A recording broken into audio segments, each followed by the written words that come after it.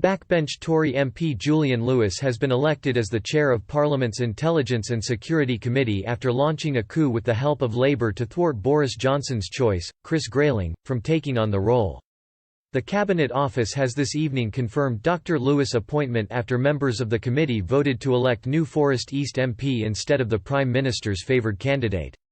Mr. Johnson was accused of parachuting Mr. Grayling onto the committee in order to ensure he was elected to the senior role. The Intelligence and Security Committee was stacked with Tories to ensure the Prime Minister's favoured candidate was elected. However, those on the committee, who chose the chair themselves, rebelled to instead back Julian Lewis. The committee has refused to release a breakdown of how its 9 members, 5 Tories, 3 Labour and 1 SNP, voted.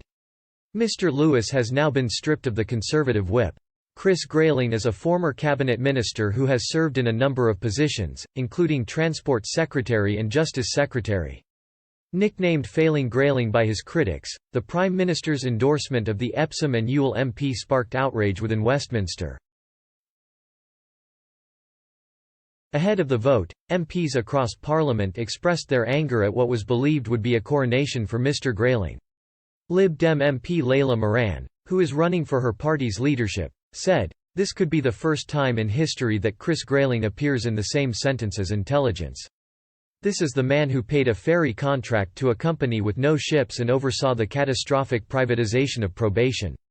That he is being put in charge of this committee shows the government's scant regard for national security." The SNP's leader in Westminster, Ian Blackford, described him as having a distinct record in government as a jack of all trades and master of none. Former National Security Advisor Lord Ricketts said Mr. Grayling did not match up to the authority and reputation of former chairs. He told BBC Radio 4's PM programme that previous committee chairmen had been strong, independent-minded people with experience of the security community. He said, "When I look at the track record of Mr. Grayling, I don't know him personally, he doesn't seem to me to match up to the sort of authority and reputation of former chairs of the committee."